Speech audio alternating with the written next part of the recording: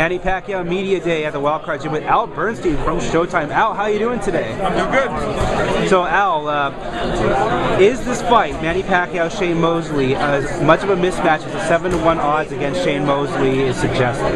You know, I don't see Shane Mosley as a 7-to-1 underdog. He is an underdog and should be in this fight. I think 7-to-1 is a little steep. I think no matter what, win, lose, or draw, I expect it to be an interesting fight. I think Shane Mosley is going to have his moments in this fight, and as E. Richardson said it best when he said there's never a Shane Mosley fight in which he doesn't have a moment and where he doesn't have a time that makes you interested. And you know, when he fought Floyd Mayweather, he had that moment in the third round. Mayweather, different kind of fighter than Pacquiao. He's a very clever defensive fighter who is happy to not take risks and fight within himself, and he was able to do that after the third round. So that fight wasn't super exciting, but I wouldn't expect this fight to go that way.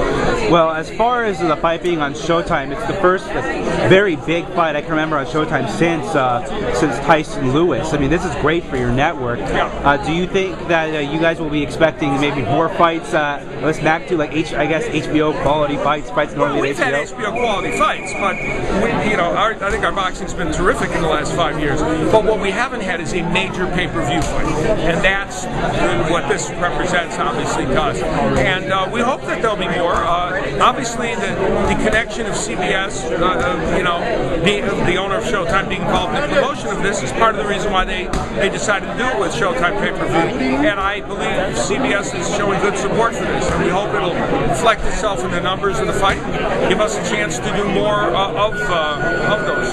Well, switching gears, you were in Bayamon last weekend for the Juan Manuel Lopez Orlando Salido upset. Your view at the ringside, what did you think of the stoppage? I thought it was a little bit premature. I think Juan Manuel Lopez was going to lose anyway. Would have lost maybe that round or the next round, but I thought the referee panicked a bit and stepped in, and it was a little premature, and that's why the crowd was distressed.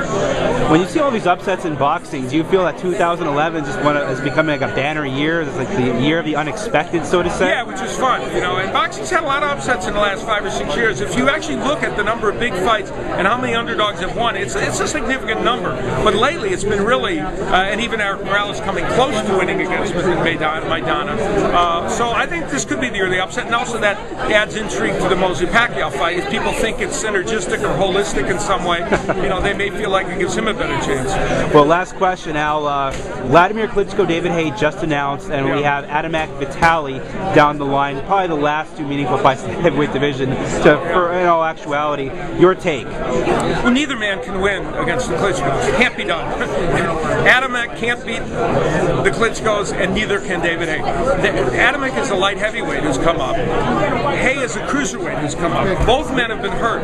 Adamek was knocked down by Chad Dawson. Haye was knocked down by Jean-Marc Mormec. What is going to happen when one of the Klitschkos hits them with the right hand? They're done. They're through. So I don't know how they can win this fight. Either one can win this fight. Well, I'm betting the under on that one. Well, Al, thank you very much, and we will hopefully see you soon. I know I'm going to be seeing you next week at Nokia Theater. So looking forward to it. And if folks want to go to boxingchannel.com, they can see more of my thoughts and more great boxing coverage. Thanks again, Al. Have a great